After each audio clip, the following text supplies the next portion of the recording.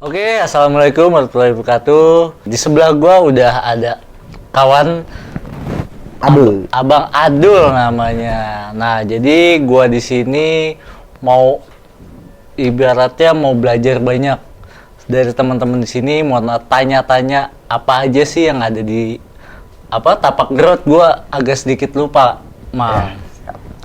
Jadi intinya kita di sini. Jadi gini, Kang. Iya. Kita ngobrol santai aja ya, mungkin santai ya. Jadi saya sebenarnya tertarik banget sama tapak gerot itu. Nah, seperti konten-konten yang sebelumnya sudah dijelaskan sama kawan-kawan kita ya kan. Akang Adul ini salah satu pendirinya juga dari tapak gerot, apa memang ikut terlibat di tapak gerot ini sudah dari tahun berapa? Oh gitu. Ya kebetulan untuk pendiri bukan, jadi nggak terlibat dalam pendirian tapak gerot ini gitu kan. Cuman bisa dibilang ikut partisipasi di sini segala macam gitu kan di Basecamp ini sejak 2017. Ya sejak 2017 seksi ini kebetulan rumah saya emang dekat 10 menit dari sini gitu kan. Oh gitu. Jadi warga lokal. Warga lokal. Yeah. Oh, itu kan jadi maksudnya jadi ada apa ya, pengembangan anak-anak muda jadi ke arah yang lebih positif gitu kan. Iya, Bener ya. Nah, sebenarnya tapak gerot itu bawaan, misalkan ada kawan-kawan yang ingin berkunjung ke Cikuray bisa lewat jalur tapak gerot. Nah, sebenarnya itu jalur Cikuray itu jadi buat teman-teman yang belum nonton di konten-konten sebelumnya bisa akan jelasin lagi. Di Cikuray itu terdapat beberapa jalur aja sih. Maksudnya yang sudah bisa dibuka untuk di jalur pendakiannya ya. Iya. Ya, jadi buat Gunung Cikuray sendiri gitu kan, kebetulan memang ada beberapa jalur gitu kan. Terus yang memang udah yang resmi dan biasa untuk dilakukan pendakian itu ada 3. Salah satunya tapak gerot, terus pemancar, sama Cinta Negara, itu jalur Bayongbong gitu kan. Nah kebetulan kita di sini di Basecamp tapak gerot, jadi kita ngelola Basecamp tapak gerot, entah itu misalnya dari pengelola Basecamp atau misalnya jalur segala macam gitu. Nah, kalau tapak gerot itu bertepatan maksudnya di masuk kawasan daerah apa tuh? Kecamatannya apa sih? Kebetulan tapak gerot sendiri ini termasuk di Desa Sukahurip. Sukahurip. Ya, Nah, itu kecamatan, informasi baru kan? Maksudnya saya yang belum dapat informasi itu tuh. Ya, nah Desa Sukahurip, Kecamatan Cigedug, Kabupaten Garut, Provinsi Jawa Barat, yang pasti di Indonesia. Iya. Nah, jadi kalau aksesnya misalkan teman-teman yang mau datang dari Jakarta atau dari Bandung atau dari entah dari manapun, enaknya lewat mana tuh, Kang? Maksudnya ke base pertama terminal itu biasanya stopnya di mana? Oh, iya. Jadi kalau misalnya contoh kita ambil dari Jakarta lah ya. Nah, jadi dari Jakarta kan ada beberapa terminal tuh banyak banget. Kita ambil contoh dari Kampung Rambutan. Nah, dari Kampung Rambutan, terminal Kampung Rambutan itu bisa pakai bis menuju, itu bebas sih mau pakai bis apa aja gitu. Yang penting tujuannya ke Terminal Guntur. Terminal Guntur itu di Garut. Nah, habis dari Terminal Guntur nanti nyambung lagi. Nah, nyambung lagi bisa pakai elep. Nah, elep itu kalau misalnya di daerah lain itu bis 3/4 lah ukuran, yang sedang lah, nggak gede nggak kecil gitu. Nah itu namanya elep. Bisa juga pakai angkot. Tujuannya? Tujuannya nanti kalian tinggal turun aja tinggal bilang ke sopir turun di Kebon Tilu namanya. Atau bilang tapak gerot juga mungkin sudah pada tahu ya. Beberapa supir juga udah pada tahu kok Basecamp tapak gerot gitu. Nah nanti dari Kebon Tilu nyambung lagi pakai ojek, gitu sampai ke Basecamp tapak gerot. Nah kalau misalnya tukang ojek di Kebon Tilu itu pasti udah tahu tapak gerot gitu. Gitu. Nah, mumpung lagi di sini nih, Kang. Boleh gak maksudnya sharing lah, misalkan ada teman-teman yang mau butuh informasi yang lebih jauh gitu kan. Instagramnya apa tuh, Kang? Untuk Instagram tapak gerot ya. Nah, jadi untuk Instagram tapak gerot itu @camptapakgerot.new. Tuh. Tulisannya NEW gitu. Oke, nanti gua masukin ya di sini nih, katanya sih di sini. Nah, jadi buat teman-teman yang butuh informasi yang lebih intens, lebih privat lah, langsung bisa di DM aja. Gak usah malu-malu ya, Kang. Ya, nggak usah. Apalagi nanti yang kaum perempuan itu, wah pasti pas respon gitu. Siap. Jadi bisa di DM di situ nanti tanyain aja semua informasi soal Camp Tapak Growth gitu kan. Kita pasti pas respon kok. Ya, Oke, saya mau kilas balik lagi dengan konten yang sebelumnya. Apa sih persyaratannya, mungkin cara-caranya, step-stepannya, misalkan kita mau melewati jalur Tapak Growth ini, anggaplah misalkan harus pakai surat dokter atau surat keterangan sehat atau apa gitu kan? Ya, jadi khusus untuk sekarang ya. Jadi di era new normal ini kebetulan kan ada peraturan-peraturan baru. Jadi beberapa base camp itu menerapkan peraturan-peraturan baru gitu kan di era new normal. Nah, salah satunya ada sekarang itu wajib surat sehat untuk Tapak Growth tuh. Ya, jadi dari daerah kalian masing-masing pendaki itu diwajibkan untuk membawa surat sehat. Itu terus nanti ada simaksi, pengisian formulir, entah itu data alat pendakian, jadi apa aja yang dibawa, terus data makanan, logistik segala macam itu nanti diisi. Ada, kita sediakan formulirnya gitu. Ya, nanti itu yang bertujuan buat istilahnya kita bisa dibilang list lah. Jadi biar nanti sampahnya itu kalau kita buat turun itu ketahuan gitu. Oh, jadi buat data sampah juga. di detail gitu ya. segitu detailnya memang harus seperti itu sih Kang ya. Ibaratnya kita meminimalisir sampah yang ada di gunung. Nah, oke. Kita sekarang agak beranjak ke depan nih Kang. Siap. Maksudnya saya penasaran karena kan saya pribadi pun sendiri belum pernah naik ke Gunung Cikuray, gitu kan. Nah, di jalur Tapak Growth sendiri itu medan dan maksudnya kontur bentuk treknya itu seperti apa? Apakah terjal banget atau gimana? Di kalau untuk kita bahas soal trek ya, nah, jadi jalur Tapak Growth ini punya 6 pos. Ada 6 pos? Ada 6 pos, total semuanya dari base camp sampai puncak. Nah, nanti dari pos 1 dari base camp sampai pos 3, itu treknya masih landai. Kita masih dimanja-manjain lah. Nggak ketemu yang emang jalurnya berakar, segala macam gitu kan, atau misalnya licin, segala macam itu. Bisa dibilang itu masih aman lah, masih landai, ya nggak nanjak-nanjak banget lah gitu. Sampai pos 3 tuh. Nanti dari pos 3 kalian bisa camp. Nah, biasanya orang campnya pos 3. Jadi bisa dibilang itu titik camp pada umumnya gitu. Oh, kan. gitu. Camp area di situ luas ya. Ya.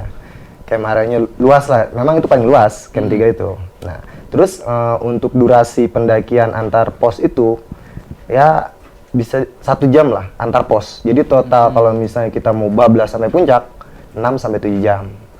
Jadi antar pos 1, pos 2, pos 3 itu rata-rata 1 jam. Itu rata-rata pakai beban keril. Nah, gitu biasanya.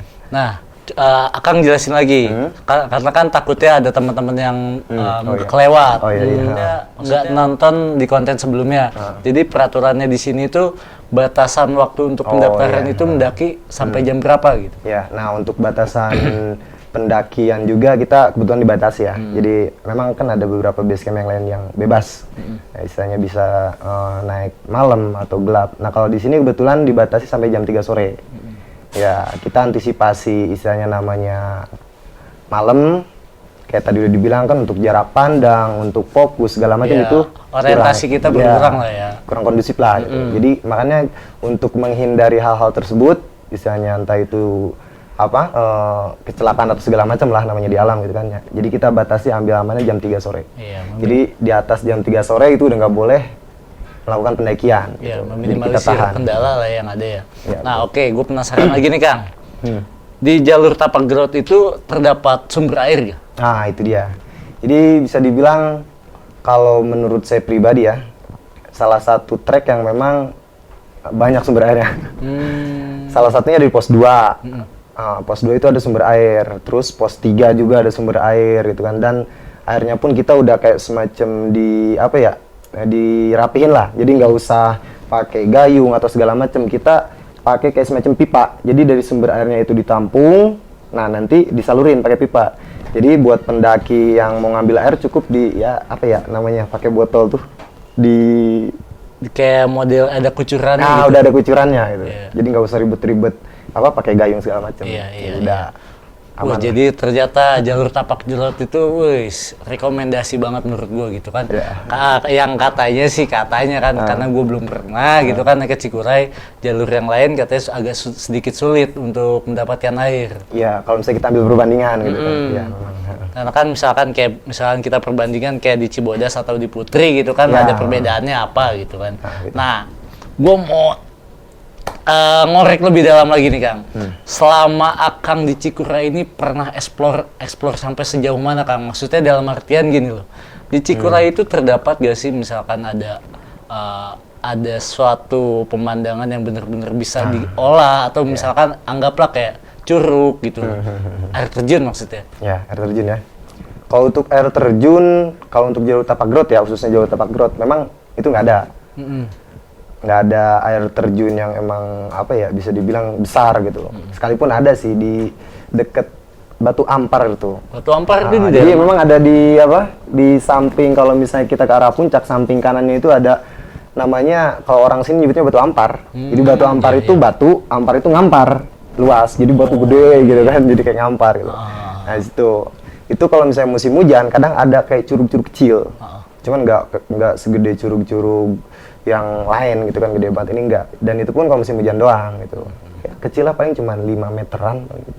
Nah, kalau untuk Cikuray sendiri itu sebenarnya Cikuray itu gunung yang aktif atau emang sudah tidak aktif? Kalau untuk statusnya sih sebenarnya aktif. Aktif. Ya. Dulunya, cuman sekarang udah non aktif gitu. Tapi belum pernah meletus mungkin ya. Nah, kalau untuk itu 100 tahun lalu mungkin ya. Iya, 100 tahun lalu saya pernah dapat cerita dari teman juga gitu kan. Dan dia katanya dapat data dari temennya juga. Mungkin 100 tahun lebih yang lalu lah. Konon katanya memang Cikuray ini meletus gitu. Makanya kalau misalnya kita lihat dari peta, kemarin sempat saya iseng-iseng lihat dari kontur petanya itu, jadi kayak puncaknya itu semacam ada kayak kawah kecil gitu. Oh, ada kalderanya. Iya, cuman kawahnya itu udah hijau lagi, udah tumbuh pohon-pohon lagi gitu kan. Gitu. Beda sama kawah-kawah gunung yang lain. Kalau kawah-kawah gunung yang lain kan gersang gitu kan, nggak ada pepohonan, vegetasi segala macam. Cuma ini bentuknya aja, kita lihat dari bentuknya aja gitu. Nggak detail pure kawah banget gitu penampakannya gitu. Itu pun hasil dari ya perkiraan dan ya gitulah gitu. Ya. Nah, oke, balik lagi kita ke base camp nih Kak. Ya. Nah, selama ada teman-teman pendaki atau tamu yang datang itu ada hal-hal yang menarik ya sih? Maksudnya dalam arti bukan hal yang menarik yang serem-serem dulu nih. Gue pengen tahu yang lucu-lucunya gitu kan. Siap. Nah, yang lucu-lucunya aja dulu. Yang lucu-lucunya dari pendaki yang datang, kalau yang lucu-lucunya sih ya banyak. Kadang ya entah itu lucu dari penampilannya ya kan, entah itu lucu dari karakter dia gitu kan. Ya ada aja, mulai dari pendaki yang memang masih kecil gitu kan. Di sini juga banyak kok pendaki-pendaki yang umuran 6 tahun, kadang bapaknya bawa gitu di sini. Malah kemarin terakhir itu ada yang bawa umur 8 bulan kalau nggak salah. Oh gitu. Dibawa digendong-gendong gitu kan. Jadi itu ibu, bapak sama anaknya itu dibawa ke puncak Cikuray. Namanya Dan itu siapa? sampai. Kenal gak? Waduh, kok namanya kurang kenal banget. Cuman kemarin sempat lihat gitu. Oh gitu. Ada dokumentasinya juga gitu. Wah, kayaknya menarik sekali tuh coba kalau misalkan tahu namanya kita kejar di siapa tuh. Maksudnya gue penasaran gitu loh. Pokoknya dari balita sampai pendaki-pendaki yang tua pun pada datang sini banyak gitu. Kalau boleh tahu nih, Kang Abdul itu kelihatannya kayaknya masih muda banget, masih semangat ya. Ini perkiraan Adul masih sepantaran lah sama gua ya kan. Untuk umur ya? Umur, kebetulan gua lahiran 95, jadi 20 berapa ya? Kalau 95, 25 ya? Berarti nggak beda jauh sama saya, iya. Kang. Abang berapa? Saya 94. 94, ya. jangan ketawa, ambinan. Saya 94. Ya, saya kebetulan sudah berumah tangga? Belum. Oh gitu. Ya, kebetulan masih belum nikah lah. Ya semoga nanti ketemu lah di jalur pendakian Iya. Cikuray ini. Udah ada rencana lain aja. Alhamdulillah ya kan. Nah oke. Balik lagi ke konten. Gua mau bertanya, pernah ngalamin hal kejadian-kejadian yang ini gak? Tadi kan hal-hal yang menarik menurut agak sedikit konyol atau Konyol, lucu gitu iya. lah. Nah ada yang agak sedikit ekstrim gak gitu? Kalau untuk ekstrim sih nggak pernah ya. Iya, kayak hal-hal yang mistis atau segala macam. Kalau saya pribadi ya.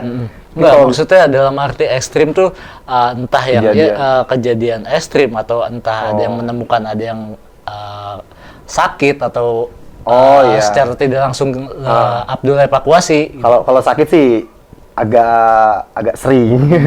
Sakitnya tuh kadang kesleo gitu kan segala macam, kadang ya sakit-sakit biasa lah. Kadang saya pribadi juga kadang jemput gitu kan. Nah, kadang juga ada yang nyasar sedikit-sedikit nyeleweng dari jalur gitu kan. Karena memang jalur ini sebagiannya masih perkebunan warga. Jadi kita lewat dari pos 1 sampai pos 2 sampai pos 3 ada beberapa jalur yang memang itu masih perkebunan warga. Perkebunan sayur mayur gitu. Jadi kalau misalnya jalur kebun itu kan masih banyak cabang tuh. Nah, kita kadang kalau misalnya turun malam itu susah bedain atau misalnya lupa lagi gitu kan, karena pas naik itu terang, pas turun malam. Nah, jadi lupa gitu. Kadang agak keliru ya? Ya, agak keliru. Tapi nggak jauh-jauh banget kok nyasarnya. Sebenarnya di situ-situ juga. Bener. Iya, ngomong-ngomong di sini dingin juga ya. Aduh. Makanya saya pakai sarung di sini. Lumayan, daerah Cikajang Cigedug itu memang ya dataran lumayan tinggi lah. Iya. Jadi untuk suhunya pun kadang ekstrim juga. Kadang di suhu 14 derajat gitu kan. AC kan paling mentok 16 ya? Iya, jadi lebih dingin dari AC. Makanya kalau jualan AC di sini nggak laku lah. Nah, oke. Kayaknya gue cukup banyak nanti gue bakal gali-gali lagi nih sama teman-teman yang lain tentang masalah Cikuray. Nah, buat Abdul sendiri, selain di Cikuray, pasti Abdul juga pernah lah mendaki di gunung-gunung yang lain, maksudnya gitu kan. Punya pengalaman yang agak sedikit seperti yang diinginkan Story Munaidi gitu. Nah, kan konsep maksudnya terbawa alur di Story Munaidi itu kan. Terbawa alur jadi agak sedikit mistis katanya sih mistis, gitu. Agak yang serem-serem dikit. Yang serem-serem. Kalau misalnya untuk soal mistis ya, selama saya pribadi mendaki gunung gitu kan, ya alhamdulillah belum pernah gitu, mau di gunung manapun gitu kan. Dan kebetulan saya juga ada kegiatan nge-guide juga di gunung-gunung luar gitu kan. Selain di Tapak Gerot juga saya ada trip lah, suka ngadain trip gitu kan, kadang nge-guide ke gunung A, gunung B, gunung C gitu kan. Nah, untuk pengalaman tuh kalau soal mistis enggak, cuman kalau serem ada. Serem-seremnya serem secara real gitu.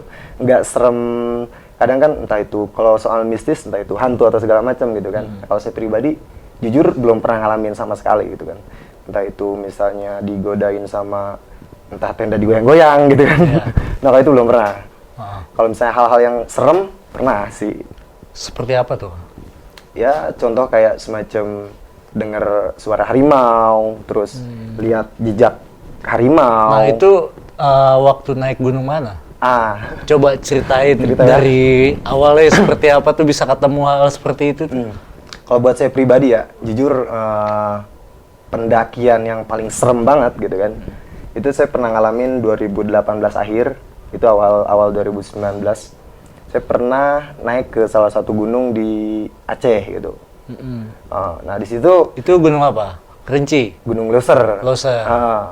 Itu durasi pendakian 14 hari lah. 14 hari. Nah, itu 14 hari dari start naik sampai turun lagi. Dan saya bilang, kalau menurut saya gitu ya, pengalaman yang paling serem itu di situ. Oke, gue tertarik banget ngomongnya Loser ya kan. Itu cita-cita gue tuh. Jadi belum kesampaian. Nah, ngomong-ngomong soal Loser itu waktu sampai di sana dengar katanya memang harus ada tradisi dulu, upacara apa dulu kalau misalkan mau naik ke Gunung Loser? Untuk tradisi kebetulan nggak ada. Untuk tradisi adat. Kalau misalnya di gunung-gunung lain seperti Binaya, Bukit Raya itu ada kayak semacam potong ayam gitu kan. Nah, kalau untuk Loser sendiri nggak ada upacara adat. Cuman ininya aja pengurusan untuk masuknya aja yang agak sulit gitu. Memang sangat sulit saya bilang. Iya. Itu waktu lagi ada ekspedisi atau apa? Itu kebetulan acara pribadi ya. Jadi tempo hari itu teman-teman dari Jawa lah ya. Dari Jawa 3 orang, terus ditemenin sama salah satu KPA di Medan, itu 4 orang. Jadi kita gabung 7 orang gitu. Coba Kang, lu ceritain dah tuh dari awal. Karena walaupun nggak ada misisnya, menurut gua itu sangat makanya menarik sekali. saya juga bingung kalau misalnya karena pengalaman saya pribadi yang paling serem realnya gitu. Kalau untuk soal mistis saya pribadi nggak pernah gitu ya. Mungkin sama saya kayak saya Kang. Iya gitu. Jadi ceritain apanya dulu nih? Dari awal. Dari awal. Awal perencanaannya di. Maksudnya saya bersedia mendengarkan.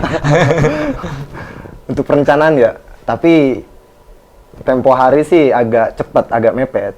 Kebetulan bulan apa ya, bulan September baru ngerencanain. Harusnya kan kalau untuk closer sendiri, setelah saya cari data-data, tanya ke teman-teman yang udah pernah kesana gitu, memang katanya medannya sangat berat, sangat sulit segala macam gitu kan. Dan untuk kita simaksinya aja perizinan ke Taman Nasional itu ruwet banget katanya. Iya. Tapi ya alhamdulillah dibantu sama teman-teman KPA di sana di Medan, kita bisa gitu kan. Persediaannya tempo hari 2 bulan saya. Agak mendadak banget itu sebenarnya. Seharusnya yang minimal setahun lah gitu kan. Istilahnya untuk persiapan ke sana, latihan fisik segala macam gitu kan. Cuman kemarin saya agak mendadak 2 bulan gitu. Karena kalau misalkan kita berangkat ke Loser itu manajemen perjalanan pun harus benar-benar matang ya. Nah, iya itu dia. Tapi alhamdulillahnya karena dari tim kita, dari salah satu KPA yang di Medan itu kan, itu ada satu personilnya yang udah pernah. Iya. Jadi saya agak sedikit aman lah. Jadi kita bisa berpatokan ke dia sesuai pengalaman dia yang 2016. Jadi dia 2016 pernah sana.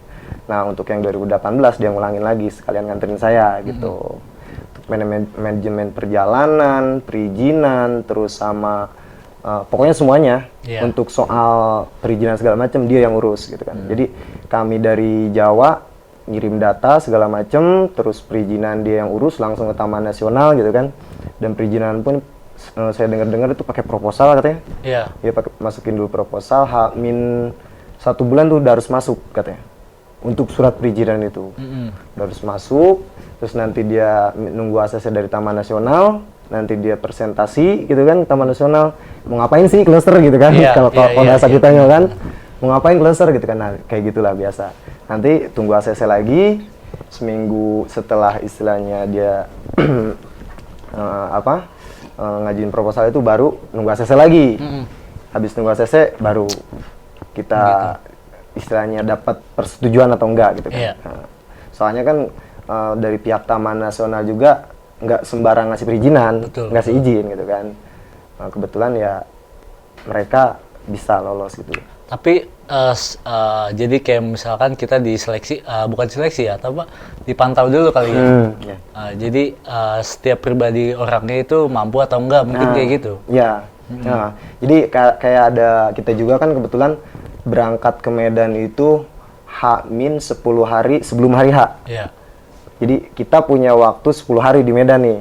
Entah itu istilahnya buat latihan fisik dulu sama kawan-kawan di Medan gitu kan. Terus entah itu buat belanja gitu kan, entah itu buat sharing, gimana nanti perencanaan gitu kan. 10 hari lah itu kurang lebih gitu. Jadi kita digodok dulu di sana gitu kan di sekretariat. Selama perjalanan itu kan pastilah namanya perjalanan 14 hari bolak-balik. Nah, itu nimbun makanan juga dong. Nah, itu dia. Jadi kemarin menariknya itu kita itu nggak pakai sistem timbun. Gitu. Jadi beban buat 14 hari dibawa semua di carry. Luar biasa. Kita nimbun sih di hari ke-6. Biasanya kan orang nimbun hari kedua itu udah nimbun, gali nimbun gitu kan. Cuman kita antisipasi aja, soalnya kenapa nggak nimbun di hari-hari awal? Takutnya nanti di hari-hari berikutnya kita kenapa-napa.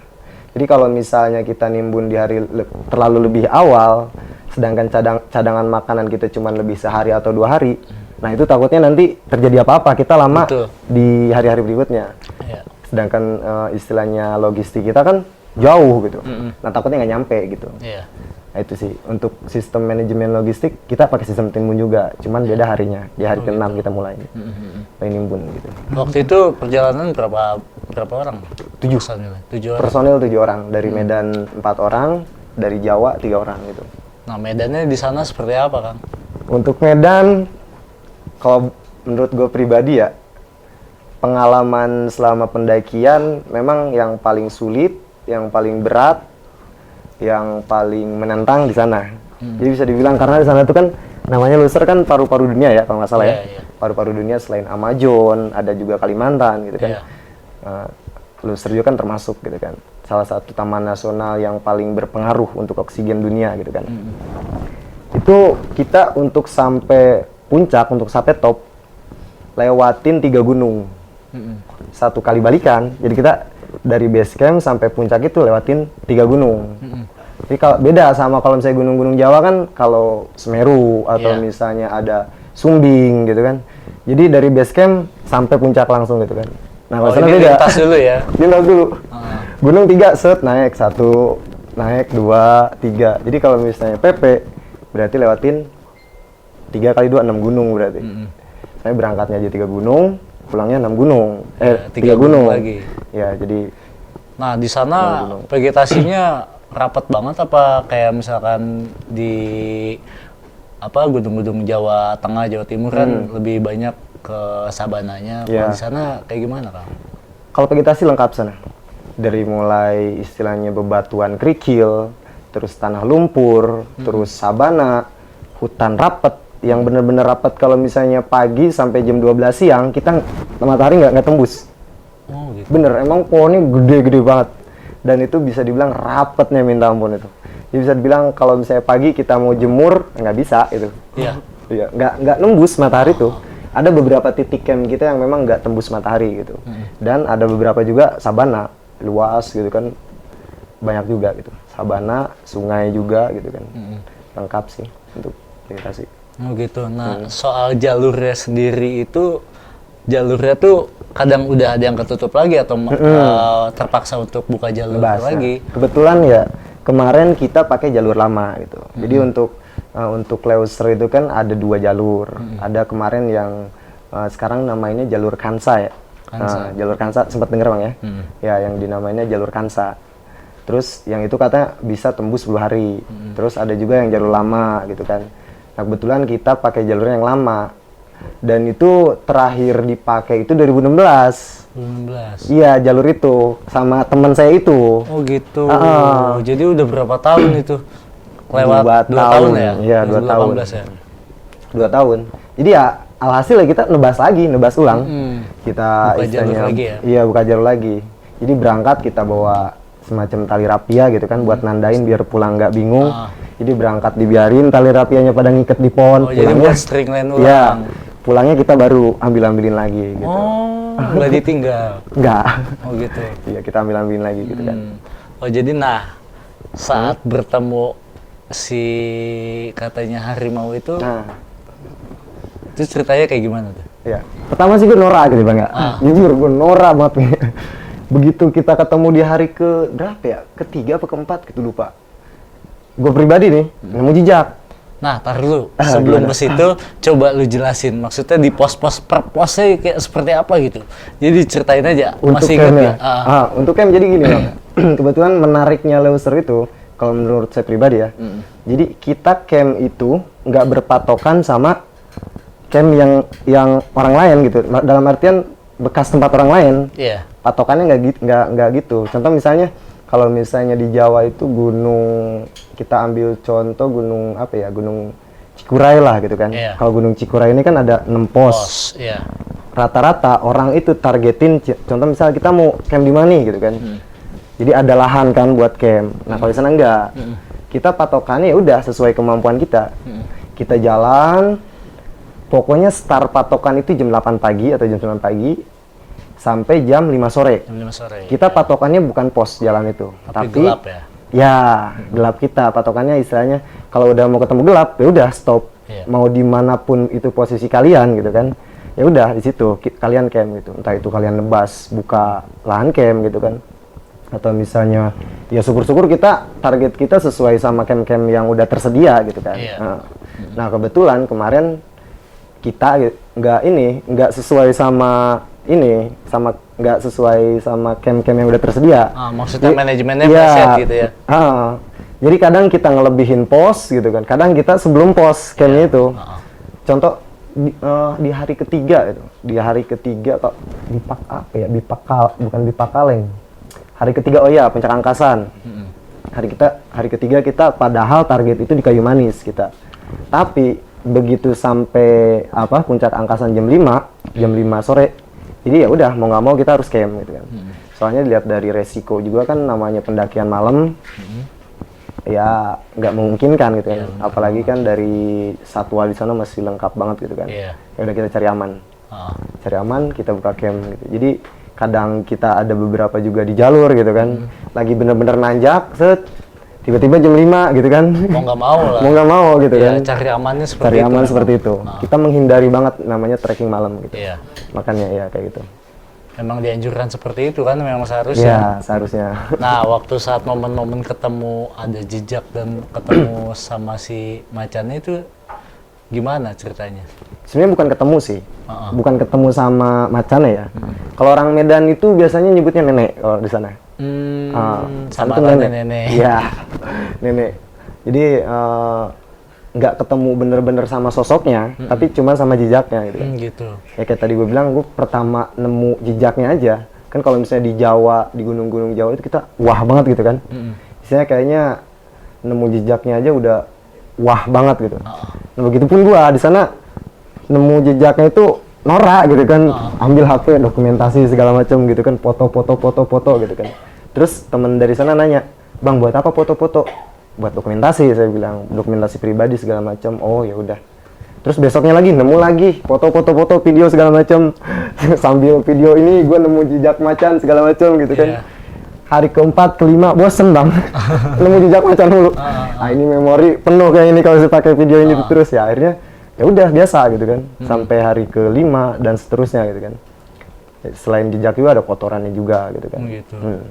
Jadi sebenarnya memang karena sudah nggak terlalu ramai dikunjungi sama manusia, jadi memang udah jalur, memang itu tempatnya ya kan? Emang itu tempat dia gitu kan. Mungkin kayak gunung-gunung di Jawa pun kalau misalkan kita jarang berkunjung ke sana, pasti habitat-habitat kayak satwa-satwa yang di sana pasti mengisi tempat itu lah. Nah, jadi sebenarnya banyak banget pelajaran yang bisa diambil dari Kang Abdul ini. Sebenarnya cerita sih, bukan belajar. Enggak, maksudnya jadi kita sharing lah. Iya, sharing juga bang. Jadi yang namanya mendaki gunung itu kita tidak boleh memaksakan ego kita ya Kang ya. Yang namanya pendakian malam itu benar-benar tidak boleh disarankan lah ya. Kalau bisa mah dihindari lah. Yang makanya dibilang kita kalau bisa start ya jam 8. Ya selesai jam 5 udah waktu istirahat gitu kan. Benar gitu. Karena kalau keadaan gelap orientasi kita kan udah berkurang. Nah, coba kasih pesan-pesan buat teman-teman yang di sana. Barangkali Bang Abdul mau memberikan pesan-pesan ya.